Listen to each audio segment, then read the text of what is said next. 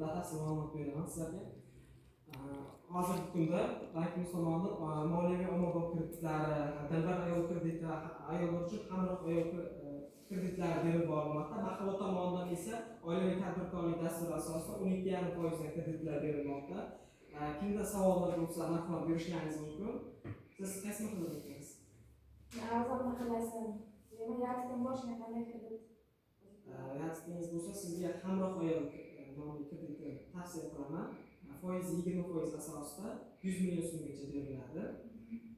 Shu imtiyozdan foydalanib olishingiz mumkin. Tadbirkorlik qilish istagida va boshqa kreditlarni aytgan bo'lsak, agar sizga hamroh ayoldan tashqari moliyaviy ommabop kreditlarni olishingiz mumkin.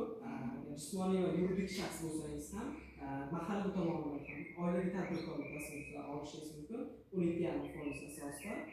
Mahallaniki esa hokim yordamchisi tavsiyasi asosida beriladi. Siz so'rayotgan, aytayotgan agar 100 million so'mga olmoqchi bo'lsangiz, yastingiz bo'lsa, bank tomonidan kreditlar hisobiga foydalanishingiz mumkin.